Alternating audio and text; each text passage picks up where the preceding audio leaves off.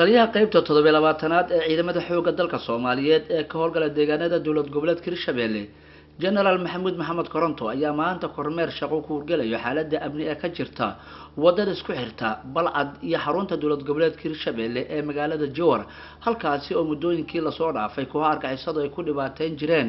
shacabka iyo mas'uuliyiinta ka tirsan dawladda federaalka Soomaaliya generalka ayaa sheegay in howlgalla maalmahan ciidamadu halkaas ay ka wadeen gibi ahaanba ay argagixisalkaas uga sifeeyeen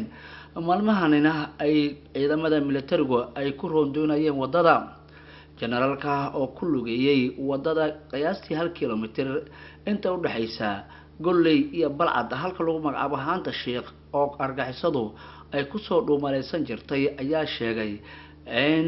gibi ahaanba ciidamadu ay ka sifeeyeen kooxaas argagixisada waxaan u mahad celiyay dawlad goboleedka Hirshabelle oo sheegay in gacan mul ay siiyeen meeshan waxaan joognaa muddo ayaan ka shaqeynay hawshan oo wadada nadiifinteeda ah taasoo oo inuu qasbeen nimanka nabadiidka ayagoo shacbiga Soomaaliyeed meeshan ku dhibay oo arkiisan miinada meesha dhulka loo geliyay shacbiga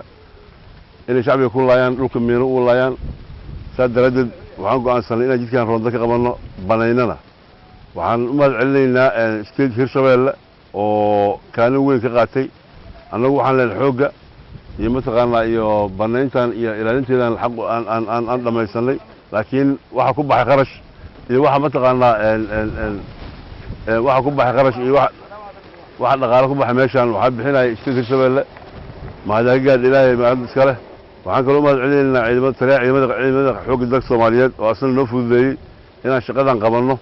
saadaradeed shacbiga Soomaaliyeed waxaan u sheegaynaa maanta laga bilaabo in jidkan uu furan yahay waardiin laga hayo oo wixii hore u dhacay laga soo qabsan doono insha Allah taala generalka wadalkiisa sii wata ayaa sheegay in howlgalkan uu yimid kadib markii koox argagixisadu ay falalka amniga wax ugu dhimayaan ay si laba jibaareen asaatee iminka ciidamadu ay ka adkaadeen ilaahay noo galeen oo ciidamadu u galeen waxaan go'aansan inaan geedaha banayno xoog iyo juhdi badan gelinay inaan geedaha xaqno oo banayno haddana waxay u soo dareen shacbigii inay ku sii laayaan meesha oo baawur halkaas hadda godka arkeen lagu gubay shacbiga ay lagu laayay laakiin wadada waxaan idin sheegay in nadiif tahay Abubakar Maxamed Bacadle warbaahinta qaranka Soomaaliyeed xarunta dawlad goboleedka Hirshabelle magaalada Jowhar